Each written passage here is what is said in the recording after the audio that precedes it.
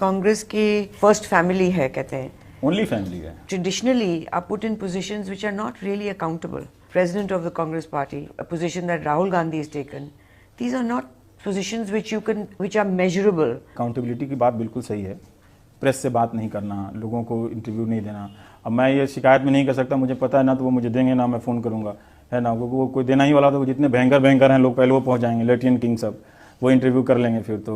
लेकिन फिर भी उनको उन्हीं को इंटरव्यू देना चाहिए जो दो चार संपादक उस इलाके से 4 किलोमीटर के रेंज से पैदा हुए हैं, उन्हीं को उनको देना चाहिए। पर मेरा ख्याल पूरे भारत के इतिहास में कभी ऐसी सरकार नहीं हुई जो इतना वक्त लोगों के साथ बात ही नहीं करती। हाँ, ना इंटरव्यूज, ना speak to the nation, address to the nation. कभी ये बात कहेंगे तो वो कहेंगे कि नहीं प्रधानमंत्री ने एड्रेस टू द नेशन किया था और बोला क्या था वो पता नहीं चला। लेकिन ये इसीलिए तो संवाद टूटा है ना उस सरकार से, इसीलिए तो जो लोग सरकार से सहानुभूति रखने वाले लोग थे वो नाराज क्यों हैं? क्योंकि जब आप बात नहीं करेंगे तो लोग नाराज होंगे। अब उनको ये लगता है कि सिर्फ ये विक्टिम मोड वाला नहीं चलेगा कि हाँ ये विपक्ष मिलकर हमें निशाना बना रहा है। कुछ बातें सही हैं भाई, कुछ बातें हुई हैं, आपने अपने मंत्री को जेल भेजा है, फिर आप कह रहे हैं कि विपक्ष आपको निशाना बना रहा है। आपने बहुत सारे फैसले बदले हैं दबाव में आके, जो बातें उठी हैं, फिर आप कह रहे हैं विपक्ष निशाना बना रहा है। पर बात करने का, और जो बात करने का भी देखिए एक एरोगेंस तो है।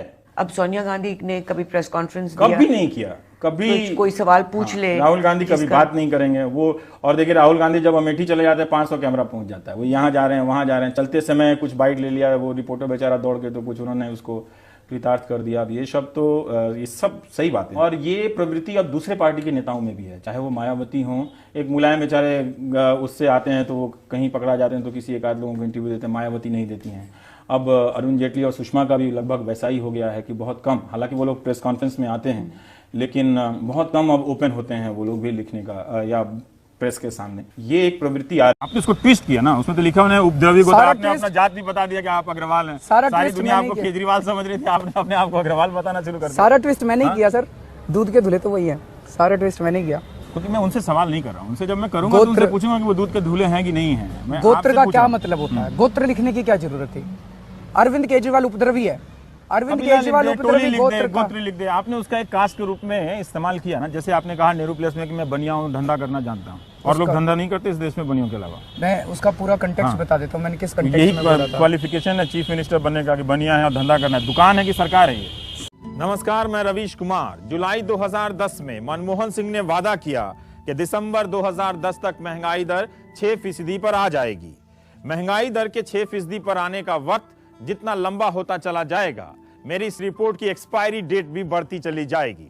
महंगाई ने दिल्ली की लाखों महिलाओं को ऐसे मजदूर में बदल दिया जिनके घंटों की मेहनत 15 रुपए भी नहीं कमा पाती है। अर्थशास्त्री होता तो आपको समझाता कि 1 घंटे में 144 पीस की 60 पैसे की मजदूरी का बड़े लोगों के बही खाते में क्या योगदान है। बड़े लोगों का बही खाता बोले तो इंग्लिश में जीडीपी। आज की कहानी भी यही है, ग्रॉस डोमेस्टिक प्रोडक्ट बनाम ग्रूस डोमेस्टिक वर्कर की। 12 दर्जन को एक ग्रूस कहते हैं। 144 पीस की रेट के हिसाब से इनकी जिंदगी तय होती है। इन औरतों ने कहा, पत्रकार बाबू 144 पीस नहीं, धारा 144 बोली।